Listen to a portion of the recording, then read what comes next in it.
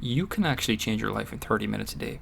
No matter what goal it is you have, having the conscious goal of just showing up to work on the goal, to show up for yourself for just 30 minutes, no matter what the goal is, whatever area of your life it is, if you can do that consistently over a considerable period of time, right, consistently, day after day, week after week, month after month, year after year, decade after decade,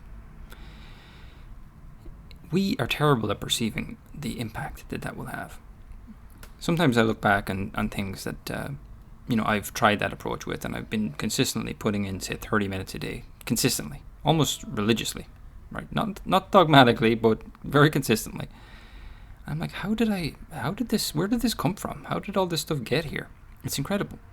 And the reason is we're not good at perceiving the effects of small, consistent input in our lives. Because we have this sort of bias within us that says more is always better, right? More is better all the time. Just do more. And the goal here should be to do a lot every day and do a lot as much as you possibly can. When really the goal should be just to do a little consistently. Consistently is the key. And you can see, doesn't matter what area of your life it is, if you want to write a book, if you want to start a business, if you want to get healthy, if you want to work on improving your relationships, if you want to make more money, it doesn't matter what it is, right? With consistent effort. And so this 30-minute block of time now is going to become very significant. And there's not a lot of time in that, right? That's the way we perceive it. So what we do is we start to attune to the right question, which is, what is the one thing I can do in that space of time consistently? So we can even narrow it down, because we could try and fill that 30-minute block with a whole bunch of different things even, right? Or I could do a bit of this day in this 30-minute block and a bit of that this day. But what is the one thing that I can do in that 30-minute block of time and be consistent with, and just focus on being consistent with that one thing, right? And the right question is, what is this one thing going to be? It's going to be, well, what is the one thing that will make my life easier? What is the one thing that if I do it consistently, I'm going to see huge benefits and payoffs? What is the one thing I can do that will make my life easier in the long run? You can learn a language in 30 minutes a day, easily. I don't know how long that will take. It will probably vary. But there's no question, and if you spend 30 minutes a day diligently, consistently learning a language, a year, 2 years, 3, even if it takes 6 years, you're going to learn the language, right? It's just literally a matter of time. So in my book, Procrastination Decoded, I talk about this. We make commitments to just doing 30 minutes. We don't have huge, elaborate plans that involve, I'm going to do 2 hours here, and then I'm going to do another hour here, and then I'm going to do 45 minutes, and then I'll finish with a 3-hour block of time here. And our day is wedged, and the nervous system becomes overloaded, and it refuses to cooperate with us. But what we can do is commit to 30 minutes. The nervous system, once it learns that, okay, he means it, or she means it, it's okay to just do 30 minutes on this. And I won't be labeled as lazy or not productive enough for that effort, that input. And I remain consistent with that. Your nervous system will happily allow you to engage with that. And I want to also say, the last point here in this video is, be wary of quick advancements, rapid improvements in your life. I mean that. You should be kind of wary of it.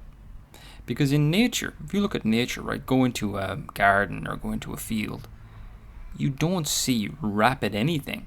Everything is super gradual. It's unfolding in a nice, healthy, natural, cyclical nature, right way. That's exactly what we want to be like. We want to see our trajectory going like this. It's going up all the time, but it's gradual. It's healthy. It's sustainable, enjoyable, peaceful. We don't want to see this in terms of our growth, right? Because that's inevitably going to lead to this on the other side of that. So part of the philosophy here about, compassionate productivity, changing this whole stuff from hustle culture, pushing yourself, I'm lazy, judging yourself all the time, this harshness we have, is to realize, actually, this is pretty easy. The actual strategy that will work in my life is to just commit to small, doable things. and not see every single day as going to war, to force myself into taking action on things. It's like, no, every day can have an advancement, it can have growth, it can be small and gradual. Once that's done, I'm happy, because it's going to be consistent, sustainable over a long period of time. And that is the path that is the mature way to deal with this. There are no quick fixes. There are no shortcuts in any of this, as far as I'm concerned. Not really.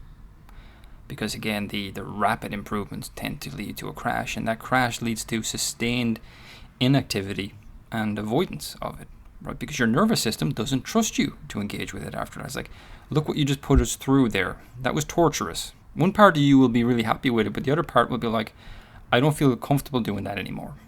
And that's the part that wants to keep you safe, right? So we gotta learn to work with all the parts we have within ourselves, so that they're all happy to say, I'm happy enough for you to do that. And it involves not overwhelming yourself, but not betraying the part of you that does want growth, because that's a very, very important part of who you are, to meet all these various needs we have within us, which the main ones are being, again, I always say, responsibility, making money, doing things I don't want to do. That's a part of life, but there's also meaning. You have to have meaning in life, right? You have to take care of yourself physically.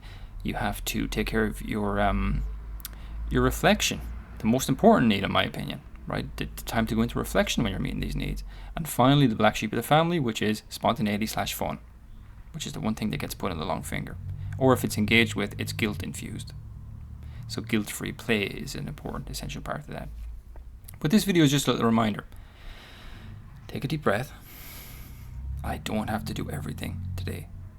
I just have to start attuning to the one thing that's not overwhelming, that will inevitably lead me to where I want to be, and just keep negotiating with my nervous system and engaging with it.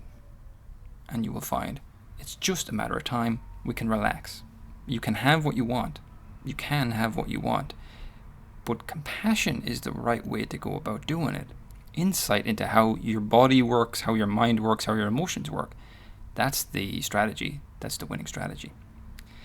So just a short video, a reminder, keep it small, stay focused. Don't spread your focus everywhere. Keep small, narrowly, focused in on what's really important and impactful. Protect that. Give yourself the off signal. I did it today. Okay, that's great. I've made progress today. Now I can relax. I can relax. Hope that's a useful reminder. If you want to join my support group, you can go to my website. We meet on Thursdays and we talk about this. This is all we do. And we all share our ideas, and we want to be around this philosophy to sort of combat the conditioning and the pressure culturally that we have to do more all the time. We have to do less, is what I'm suggesting, right? But we show up for ourselves. Hope that's useful. Take care of yourself, and thanks for being with me, and I'll talk with you very soon. Bye-bye.